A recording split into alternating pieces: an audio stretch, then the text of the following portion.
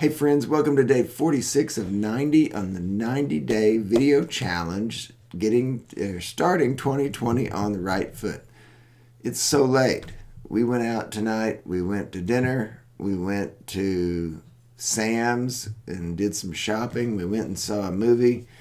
It's like the middle of the night. It's way past my bedtime. It is way past his bedtime. That's why he's struggling. He should let me do that. 3, 2, 1. Yeah. Yeah. It's late. But today was a good day. We had another round of honor band tryouts today, and Thomas and Lauren and Reagan all made their way to the audition site. And 2 of the 3 got in, but you know what? That's okay. We were hoping for the trifecta, but maybe next year. Maybe. So, anyway, it was a good day. It's a beautiful day. Sun was out. Couldn't ask for a better day. The sun was out, but that did not keep me from freaking out about the snake in the yard. Yeah, so she went on her run or walk or whatever you want to call it, and then she comes home. You're so judgy. I am judgy. So Whatever you want to call it. she comes home and she opens the door and lets the dog out, and then she freaks out and she's like, "Reagan, tell Dad to get out of here." And so I go down there real quick, and I thought maybe there was some sort of a tragic emergency or something. But lo and behold, Sadie had found a snake. It was a big snake. It was a good sized snake, but it was a garter snake, garden snake, and so it was harmless. And to top it off, it was dead. So I don't know how she had been out there several times today and not seen it, but that lo and behold, that's the way it went. So I went and she got the hoe and brought it to me, and I was getting ready to chop it, and I was like, I think it's dead. And so picked it up with the hoe and got rid of it. So that was the adventure with the snake. But she exercised today. I did not. That's probably why you're so tired. That's probably why I'm so tired. But it's also day 12 in the Draw the Circle challenge. The sow a seed day. If you have faith as small as a mustard seed, in Matthew 17 and 20. I say it like the old school preacher. Is that how an old school preacher Oh yeah, says they'd it? be like, turn to Matthew 17 and 20. Okay. So, starts off talking about sequoia trees. I don't know if you've ever been to the redwood forest, but It's amazing. Spectacular. There's no place like it on earth. And that's because there's literally no other place on earth. The redwoods grow, they grow there, and it is spectacular. It is. It's amazing. We went through there in 2013 with the kids. And you guys didn't even get to see it on a good day. The day we went through, it was foggy and rainy and all of that. And man, if you could have been there on days when it's like sunshiny and just amazing weather, it's great. We lived up there for a while. When I was a freshman in high school, we lived out there and spent some time in the redwoods. But those trees are thousands of years old, and they come from a little bitty seed. And what did he say? Each tree generates roughly 4,000 seeds. 400,000. 400,000? 400,000. Each tree holds a forest. When it matures, it will produce 400,000 seeds of its own every year. Every year. That's impressive. But if you ever get a chance, go to the redwoods, spend some time. Maybe we'll take the camper out there one of these summers and do some video out that way. That would be really fun. When he changes from talking about the sequoias to the mustard seed. And what do we know about the mustard seed? That it is the smallest seed. Smallest seed. Know of, from what I understand. Right. And then it makes quite a good sized plant or tree when it's done, right? Mm-hmm.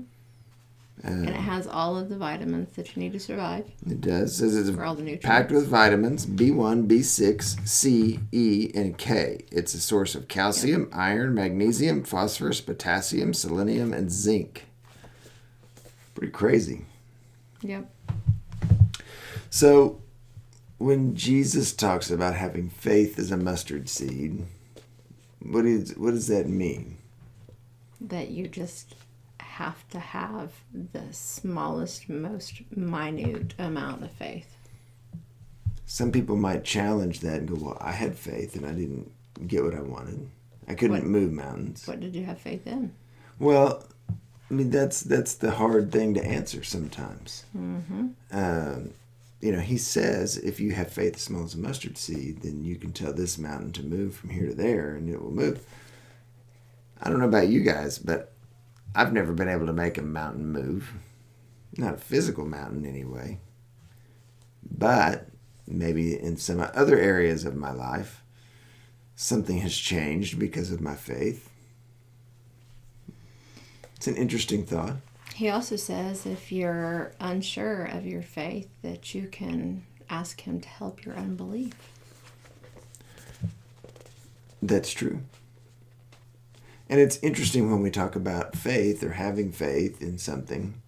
A lot of times when we go to the Lord with a mountain, we've waited until the last possible second.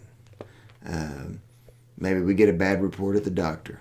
Maybe our marriage is completely falling apart and somebody says, I'm moving out.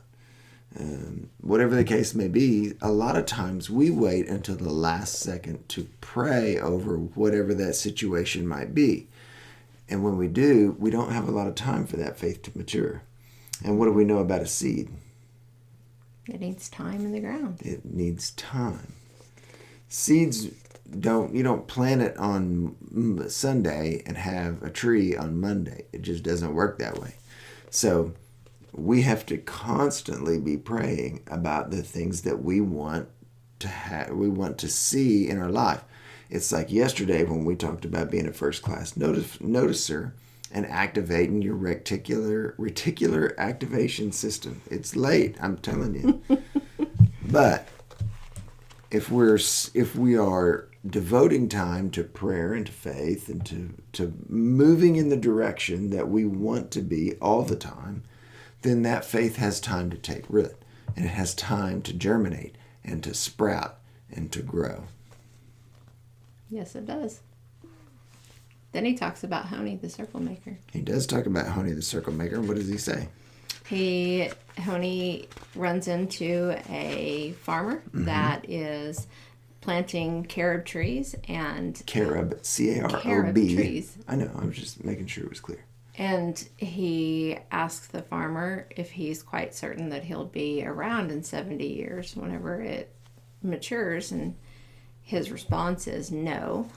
There were trees for me to eat from whenever I was here that my father and grandfather planted, and so I have faith that my kids and grandkids are going to be able to eat these. And it talks about how your prayers are very much like that they never really die. They continue on.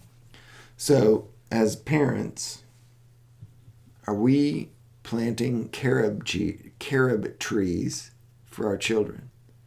Are our children going to benefit from the prayers that we pray today, even though we may not see the fruit from it? And if we're not, what are we planting? Good point. Maybe we're planting something like that grass I keep putting out in the yard that lasts about a week. Looks really great when it first comes up, but then it withers.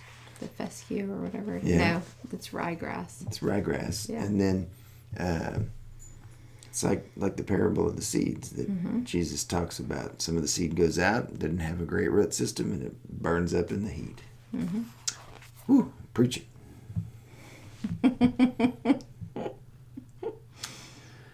We need the patience of a planter. We need the foresight of the farmer. We need the mindset of the sower. We worry far too much about the outcomes instead of focusing on inputs. We cannot make things grow, period. So, be a sower. Sow seeds that are going to blossom and grow over time, not tomorrow, that your children and your grandchildren may benefit from because of the prayers that you pray today. All right? Plant and water. Plant and water. If we do the little things like they are big things, then God will do the big things like they are little things. That was the the little thought thing for today at the end. So It was good. today was good. Tomorrow, oh no, we're off tomorrow. Right. You always throw me off with this Sunday thing. So tomorrow, the Draw the Circle Challenge takes a break, but we'll be back. We'll have another video tomorrow. Maybe we'll recap our week and tell you how things have been going. Maybe we'll hit a few highlights that we missed during the week. But tomorrow will be day 47. Mm-hmm. So, thankful. So, you went first the last 2 nights, didn't you? I don't know if I did or I not. think so. So, today, I'm thankful for evenings with family. There are times that we are so rushed that we don't spend a whole lot of time doing it, but tonight was fun. It was just you and me and Lauren and Reagan. Mm-hmm. Thomas was at his dad's, and so, sort of slow. But we took the evening. We went down to the city, like I said, and then we ran around the new park down there. What is that? We did not run. Well, we That was walking. we decided to check it out. Yeah, the Scissortail Park. After the sun went down and it was cold south breeze, but it looks like it's a fun place. Yeah. So, anyway, Did you get any video down there? I got a little bit, but I don't know if it'll turn out. Okay. So, we'll check it, and maybe we'll put it on our video tomorrow. Okay. What are you thankful for? So my thankfulness for today is pretty much the same thing. I'm thankful for being able to get in the car and go down, and it's about an hour away to the city. Be able to go down and get back without hitting a deer. Okay. We got to slow down because we almost hit a deer, but we did not hit the deer. Didn't hit the deer. So that was good. But anyway, all right. We'll see you guys tomorrow. Day 47. Have a good one, and we'll see you then.